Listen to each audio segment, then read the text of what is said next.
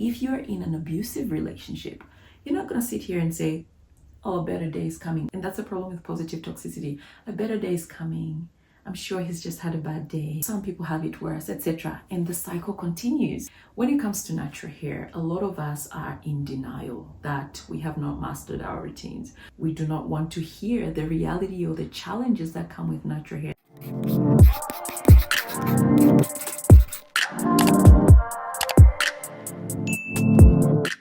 I have noticed a bit of a problem here in the natural hair community with regards to how we view, express our feelings about our natural hair. So in this video, I am discussing toxic positivity in the natural hair community. A lot of times when you ask someone, are you a pessimist or an optimist or a realist? Like, what are you? A lot of people say, I'm an optimist, I'm a positive thinker, just like to think positive. This is who I am, life is good, okay? Some of the videos that I've done, people have said, oh, I don't want to talk about this because it's so negative and it just, it makes me feel depressed or whatever. Like, I'm just like, this is interesting because it got me thinking of how real we are willing to be with regards to our feelings and how we express ourselves in regards to our natural hair. So let's look at the different attitudes that you could have here. Obviously, an optimist is someone that is just positive, right? They have a positive out view on things. Even in a somewhat negative situation, they'll always look at the bright side, always thinking of, it could have been worse, or, some people have it harder, or it's not that bad kind of attitude. Like, it's always positive. And then you have pessimists, right? Always negative. Oh, my life is the worst. Oh, I look terrible. My hair is bad, or I hate my hair, that kind of thing. So you're negative about your hair. And then you have realist, okay, which is me. I am a realist to the core. Like, I do not run away from my emotions. I love to face the here and now. A realist is simply someone who faces whatever it is. Like, you accept, embrace, and acknowledge what's happening right now in your life, the reality, the truth of what's happening. Do I think that there's a place for positivity? Absolutely. Okay, if you're going through a hard time, for example, positivity is good because if you're positive, you're looking forward to the future, that will help you get over the hurdle because you're positive, you're hopeful that this situation is not lasting forever. A better day is coming. So positivity is good. Pessimism, no. That's not desirable, but I think a good balance would be to actually be optimistic and realist, like both, so that you have a sense of what reality is, but you're also able to be hopeful as well and look into the future and say, hey, my situation is not that great, or my hair is not the best right now, but I'm working at it and I know it'll improve. If I find myself not being able to take any facts, any criticism, then it might be that I am refusing to face my emotions with regards to my natural hair. For example, if my feelings about my natural hair are that I do not like my natural hair, or I don't like the length of my hair, or the color, or the thickness, etc., and I come out and say that fact, it does not mean that there is no room for improvement. It does not mean that this is where it ends. It does not mean that this is the end of the story. It's a simple acknowledgement. And I think it's important in the natural hair community to be realistic and to accept some of the things that are not perfect or that are not that great about our hair, our texture, and our personal experiences with our hair, because that allows us to then really work on it. There are people more qualified than me that actually speak to this and say that sometimes when you're just positive, thinking positive, I don't want to think about anything negative, it can actually stop you from meeting your goals because you're almost like in a fantasy, unrealistic world where all is good, I'm not going to feel these emotions, I'm good, all is well, I love my hair, but inside you actually don't. I think what starts to happen though is when people actually are going through difficult experiences, what starts to happen, and I've seen this with a lot of clients, is sometimes this push to positivity leads individuals to then ignore what is going on for them, ignore that they are maybe upset, ignore that they might be in the wrong career, sometimes even rationalizing, at least I've got a job. I believe, and the research again supports this, that emotions are often beacons of things that are important to us. So when you have a sense of disaffection or dissatisfaction or concern, often what it's saying to you is that you are moving away from something of value, or that there's this thing that's important. And so I think that when people simply deny and push aside their emotions in the service of positivity, they actually lose crucial learning. One of my, it's not absolutely relevant to leadership, but one of the things that I have become more and more concerned about, for example, in the context of this idea that somehow your thoughts create your reality, is it can actually lead to people feeling responsible for bad realities. I think we really get into a very difficult space when we are not allowing people to have experiences that are authentic and real and human. Yeah, absolutely.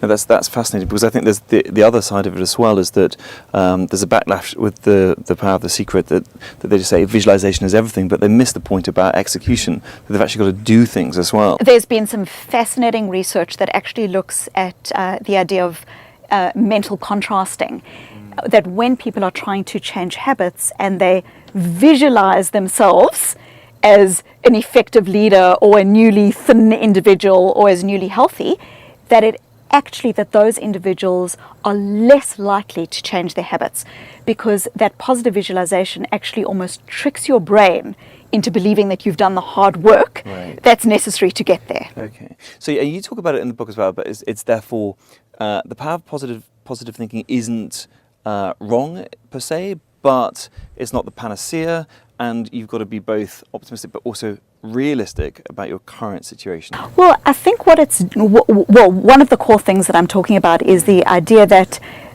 human emotions are normal, and our own emotions help us to communicate with ourselves. And so when you cut off your emotions, you are cutting off a key piece of data. Now, don't get me wrong, I'm not saying that emotions should be believed. I'm not saying because you feel angry, it means you've got a right to be angry and you should be angry and you should act on your anger. All that I am saying, or one of the most key things to emotional agility, is the idea that emotions have messages, and these messages are just like any other book that you've got on your bookshelf.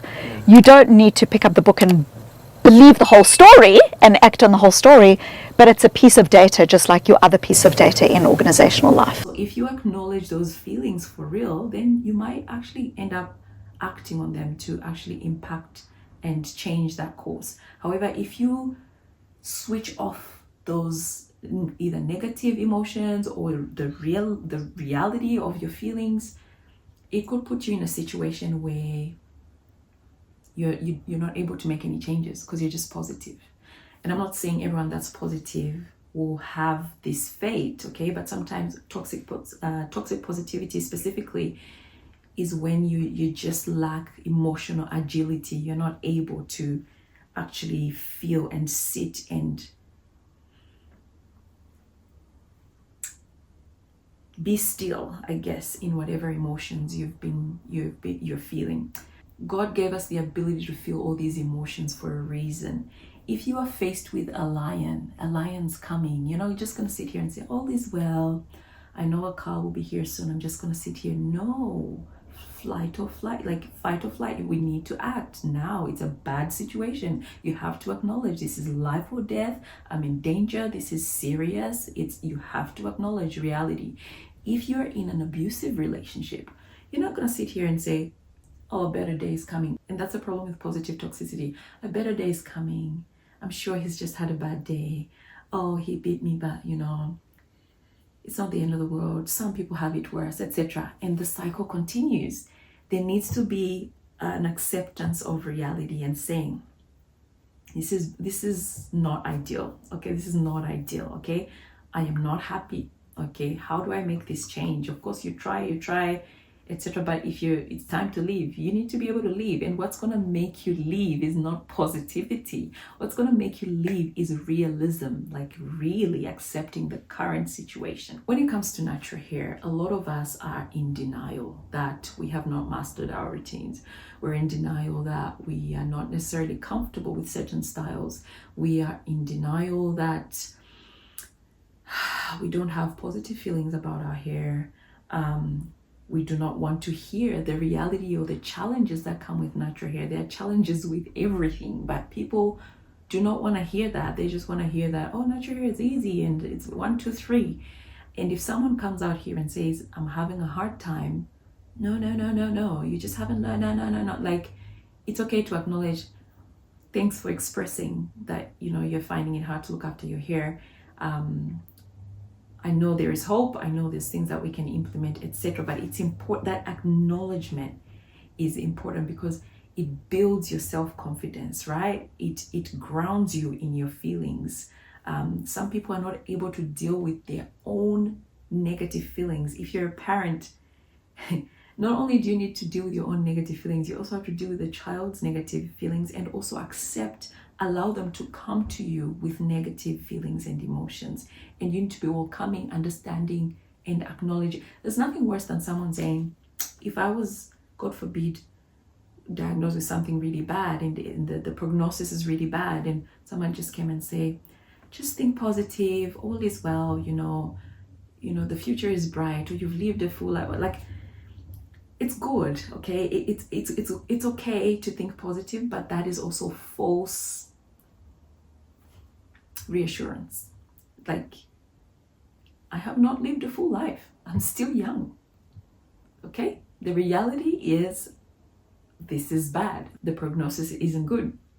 And once that acceptance is there, it allows you to actually process those emotions, right? Because if you don't process those emotions, they'll always be lingering at the back of your mind. It's like unfinished business, It's almost like you refuse to look at them and you're just like, no, I'm positive. And sometimes not dealing with those things can actually impact us negatively.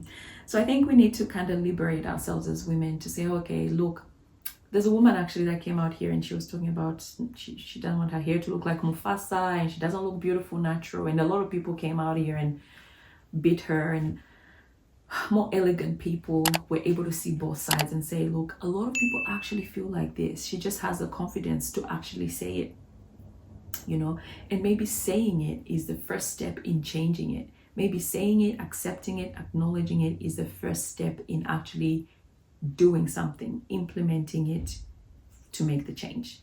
You can't come out here and tell me that finger detangling is not time consuming. It's not tiring.